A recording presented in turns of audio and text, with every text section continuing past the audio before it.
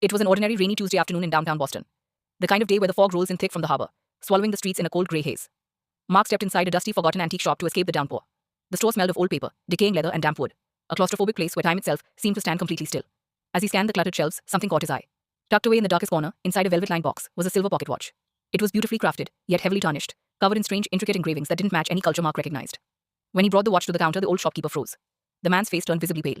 He wouldn't look Mark in the eye. He just took Mark's $5 bill with trembling hands and muttered a chilling warning. "Some things in this world, young man, are better left unfound. Take it, and pray it stays silent." Mark shrugged it off, slipping the heavy metal into his jacket pocket. He didn't believe in curses, ghosts, or old-world superstitions. He was a data analyst, a man of science, numbers, and hard logic. But logic has a strange way of breaking down when the darkness takes over. That night at exactly 3:14 a.m., a strange sound woke him from a deep sleep. It was a ticking noise. But it wasn't a normal, crisp, mechanical sound. It was rhythmic, heavy, and deeply unsettling. It sounded exactly like a slow, deliberate heartbeat, echoing through the hollow walls of his quiet apartment. Mark flipped on the bedside lamp, his eyes scanning the room until they landed on the desk, where the antique watch lay. He walked over and picked it up. The metal casing was ice cold, almost painfully so, like a block of winter ice. Strangely, when he looked closely at the scratched glass face, the second hand wasn't moving at all. It was completely frozen, pointing directly at the 12. Yet the heavy organic ticking sound kept growing louder and louder. Thump, thump, thump.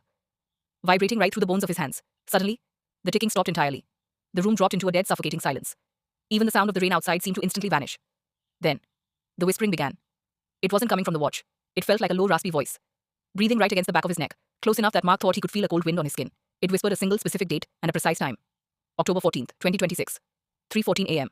Mark froze, the hairs on his arm standing on end, his breath catching tightly in his throat. He spun around wildly, throwing a punch into the dark, but the room was completely empty.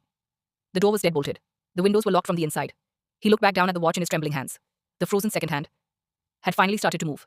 But it wasn't moving forward. It was ticking backward, with aggressive, violent, desperate jerks, every single night since that moment. The horrifying countdown has continued. Every time the clock strikes 3:14 a.m., the raspy voice returns, growing louder, more intimate, and infinitely more terrifying. It doesn't just count down the hours anymore.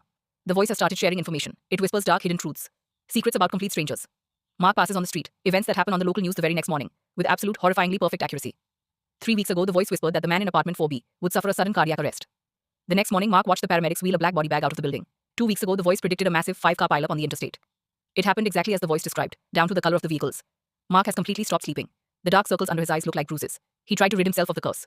He took a hammer to the watch, but the metal wouldn't scratch. He drove out to the harbor and threw the watch as far as he could into the black churning water of the ocean. He went home, feeling a brief desperate moment of relief. But the next morning, he woke up and found the watch sitting right back on his nightstand. It was completely dry, perfectly intact, and still ticking backward. Thump. Thump. Thump. He realized then, with absolute certainty, that he didn't buy a timepiece. He bought a doorway. And whatever is on the other side is waiting for the timer to run out. He tried looking for the antique shop again, desperate for answers. But when he drove down the same street in Boston, the building was gone. In its place was nothing but an empty, boarded-up lot, abandoned for decades. The neighbors told him no such shop had ever existed. Now Mark sits alone in his dark apartment, staring at the silver face of the watch. The backward ticking seems to echo inside his own skull, matching the frantic rhythm of his own panicked heart. The voice is no longer a faint whisper. It is a clear, commanding presence that fills the entire room. It laughs at his terror, a sound like dry autumn leaves scraping across pavement. The dates the voice predicted have all come true, every single one. And now, there is only one date left on the calendar. Mark looks at his phone, then down at the watch. The second hand is spinning faster now, racing backward toward its final destination.